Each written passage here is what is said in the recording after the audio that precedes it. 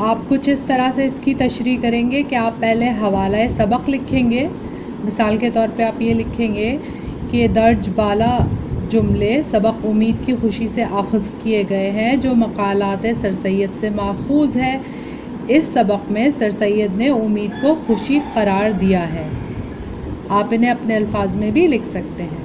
حوالہ سبق کی ہیڈنگ کے بعد آپ حوالہ مصنف دیں گے اور حوالہ مصنف دینے کے بعد آپ ان کی تشریح شروع کریں گے. کیونکہ یہاں آپ سے کہا گیا ہے کہ آپ سیاق و سباق کے ساتھ بیان کیجئے تو بہتر ہوگا کہ آپ سیاق و سباق کے ساتھ بیان کرنے کے لیے ربط ما قبل کے طور پر یہاں پہ لکھیے کہ سبق امید کی خوشی 3 حصوں پر مشتمل ہے. پہلے حصے میں امید کو دل کا قرار اور فکریں دور کرنے کا ذریعہ قرار دیا ہے، جبکہ دوسرے حصے میں ایک ماں اپنے بچے کو لوری دیتے ہوئے اسے اپنی امیدوں کا مرکز قرار دے رہی ہے. سبق کے آخری حصے میں حضرت یوسف علیہ السلام کے حالات زندگی کا حوالہ دے کر امید کا دامن ہاتھ سے نہ چھوڑنے کی تلقین کی گئی ہے اور زیر تشریح جملے سبق کے آخری حصے سے اخذ کیے گئے ہیں. اس کے بعد آپ اصل تشریح کی طرف آئیں گے. تشریح کی ہیڈنگ ڈالیں گے اور کچھ یوں لکھیں گے: سر سید حضرت یوسف علیہ السلام کے حالات زندگی پر نظر ڈالتے ہیں کہ بے گناہ ہونے کے باوجود ان کے بھائیوں نے انہیں اندھیرے کنویں میں پھینکا اور عزیز مصر نے 7 تہخانوں کے اندر قید کیا اور انہیں تنہا بغیر کسی کے ساتھ کسی اجنبی جگہ پر اجنبی قوم و مذہب کے افراد کی قید میں رہنا پڑا.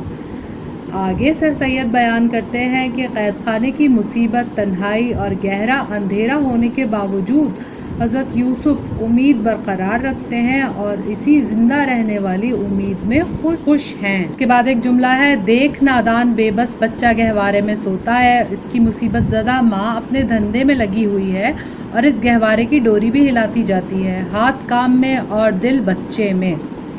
اس میں آپ اسی طرح سے حوالہ سبق لکھیں گے جیسے ہم نے پہلے بیان کیا ہے. اس کے بعد حوالہ مصنف لکھیں گے، ربط ما قبل لکھیں گے اور تشریح کی کچھ یوں کریں گے کہ سر سید احمد خان کہتے ہیں اس سبق میں کہ اس بچے کی طرف نظر کرو جو ابھی بہت چھوٹا ہے، شیر خوار ہے، ناسمجھ ہے، کچھ بھی کرنے کے قابل نہیں اور صرف جھولے میں سوتا رہتا ہے، اور اس کی ماں اپنے دن بھر کے دھندوں میں لگی رہتی ہے، کاموں میں لگی رہتی ہے، مگر اس کا دل اپنے بچے میں لگا ہوا ہے اور وہ ساتھ ساتھ اپنے کاموں میں بچے کے جھولے سے لگی ہوئی ڈوری کو ہلا کر اسے جھولا بھی دیتی جاتی ہے اور اسے لوری بھی سناتی جاتی ہے اور اس پر پوری توجہ بھی رکھتی ہے اپنی مرکوز اور اسے دعائیں بھی دیتی چلی جاتی ہے.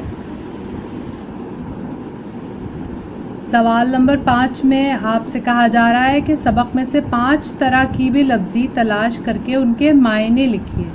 تو 2 ہم آپ کو بتا دیں گے، باقی کے 3 آپ کو خود لکھنے ہوں گے. دھندے، پہلا لفظ ہے دھندے. دھندے کا مطلب ہے کام کاج.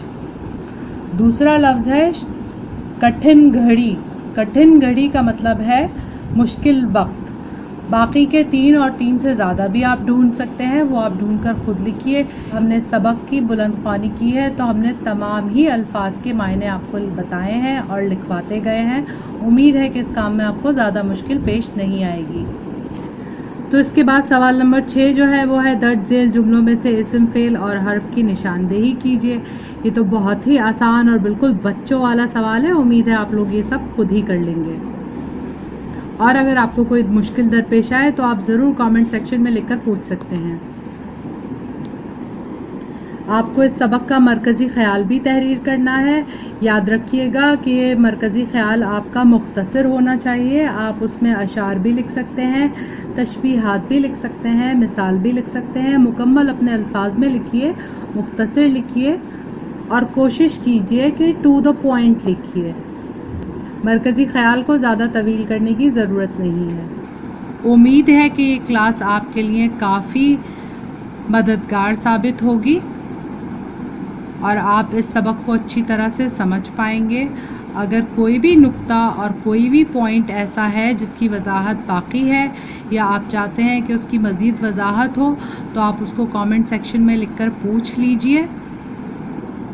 اب انشاءاللہ آپ سے اگلے سبق میں ملاقات ہوگی. جب تک کے لیے اللہ حافظ.